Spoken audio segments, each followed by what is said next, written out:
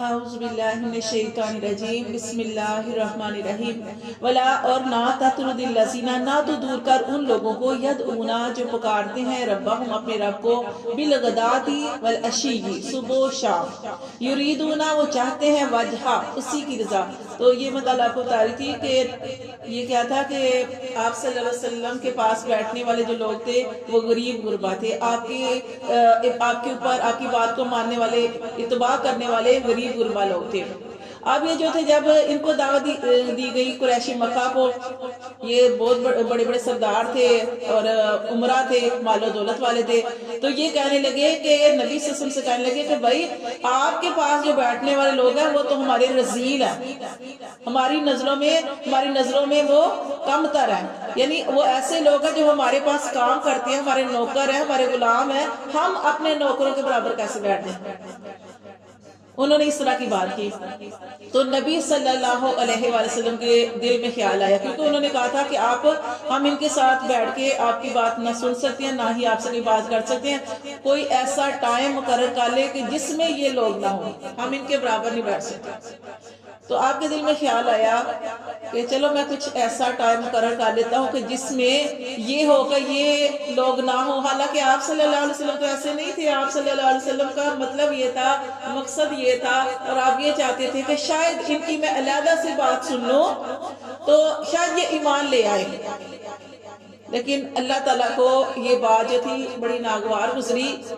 اللہ تعالیٰ نے فرمایا قرآن مجید کے اندر آیت نازل کر دی اور فرما دیا نبی صلی اللہ علیہ وسلم سے کہ آپ ان لوگوں کو دور نہ کریں. یہ تو لوگ ایسے ہیں جو اپنے رب کی رضا چاہتے ہوئے اعمال کرتے ہیں، صبح اور شام اللہ کو راضی کرنے میں لگے ہوئے ہیں، اللہ کی رضا میں لگے ہوئے ہیں. آپ ایسے لوگوں کو دور نہ کریں. تو یہ آیت جو تو کیا ہے کہ اسی طرح ہمیں بھی اس سے کیا سبق ملتا ہے کہ ہم کیا کرتے ہیں، ایسے ہی کرتے ہیں نا. کوئی امیر اور دیکھیں اور کیا ہے آگے سبق کے اندر ہم پڑھیں گے السلام علیکم کہ اللہ تعالیٰ نے پھر اپنے نبی صلی اللہ علیہ وآلہ وسلم کو یہ حکم دیا، کیونکہ صحابہ کرام کو یہ بات تھوڑی پتہ چل گئی. جب ان تک یہ بات پہنچی تو ان کے دلوں کو ظاہر تکلیف ہوئی کہ ہمارے لیے اب ٹائم علیحدہ ہوگا، امیروں کے لیے علیحدہ ٹائم ہوگا.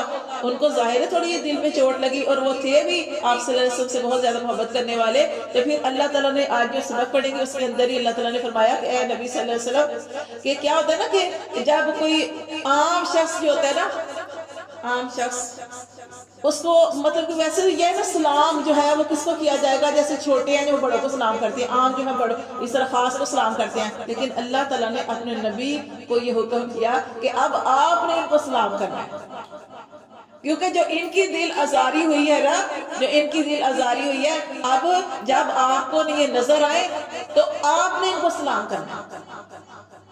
یہ پھر یہ ایسا کچھ بھی نہیں ہوا تھا، کوئی ٹائم مقرر نہیں کیا گیا تھا کہ اللہ تعالیٰ نے قرآن کے اندر آیت جو نازل کر دی تھی. تو ہمیں بھی اسے یہی پتہ چلتا ہے اور یہی چیز سیکھنی چاہیے کہ ہمیں ایسے نہیں کرنا چاہیے. ہم کیا کرتے ہیں کہ ہم کوئی ہمارے پاس کوئی امیر ہو یا عام لوگ بیٹھے ہوں کچھ ہو تو ہم امیروں کو ترجیح کرتے ہیں، امیروں کو جا کے سلام کرتے ہیں.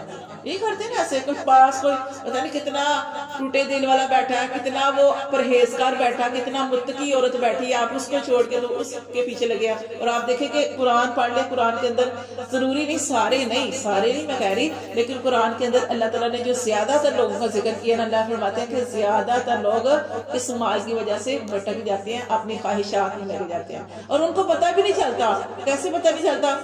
ان کو نہیں پتا چلتا کہ ہم کچھ کوئی بات کر رہے ہیں اس کے اندر تکبر آ رہا ہے، ہم کچھ بھی کر رہے ہیں اس کے اندر تکبر آ رہا ہے، کیونکہ شیطان جو ہے وہ ان کو لگتا ہے کہ آپ ٹھیک کر رہے ہیں، آپ صحیح بات کر رہے ہیں.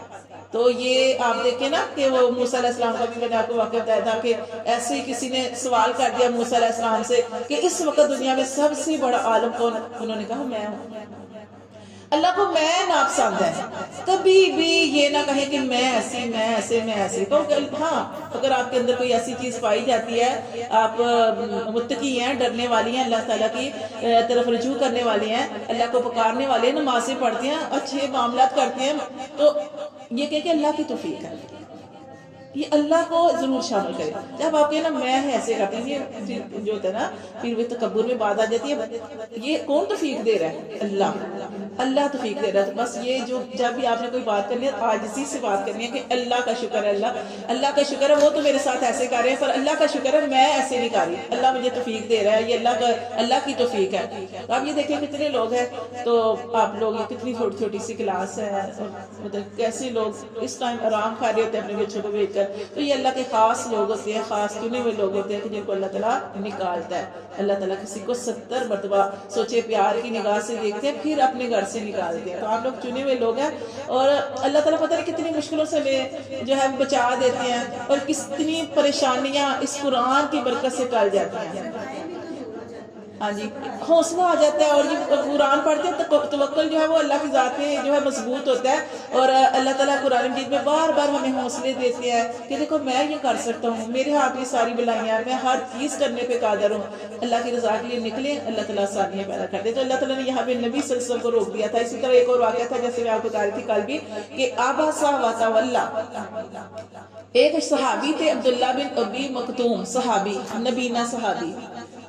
وہ آپ صلی اللہ علیہ وسلم کے پاس بیٹھے تھے، اور وہ اسی طرح وہ جو بات ہو رہی ہے نا کہ بڑے بڑے لوگ جو تھے وہ آپ کی مجلس میں آگے، تو آپ نے ان کی طرف سے دھیان ہٹا دیا، عبداللہ بن ابی مکتوم کی طرف سے، نبینا صحابی کی طرف سے تھوڑا سا دیکھا، اور پھر ان کی طرف متوجہ ہو گئے. اور اللہ تعالیٰ نے قرآن کے اندر فوراً آیت نازل کی. جو مشرکین کہا کرتے تھے، جیسے اب آپ کو سمجھ آ گئی ہوگی کہ مشرکین کیا کہتے تھے کہ یہ قرآن ایک دم کٹھا نازل کیوں نہیں ہوا. تو سمجھ آ گئی کہ قرآن نبی صلی اللہ علیہ وسلم پر کیسے نازل ہوا، کہ ایک صحابی بیٹھے ہیں اور کچھ مشرکین آ گئے ہیں، بڑے بڑے سردار آ گئے ہیں، اور آپ کی یہی تھی کہ شاید میں ان کو ٹائم دوں تو شاید یہ ایمان لے آئیں. تو آپ نے صحابی کی طرف سے تھوڑا سا نگاہیں ہٹا کے ان کی طرف توجہ دی. اللہ نے فوراً آپ کے اوپر وحی نازل کر دی اور کہا آباسا وتولا، اے محمد صلی اللہ علیہ وسلم تو نے تیوری چڑھائی اور منہ پھیرا اس سے.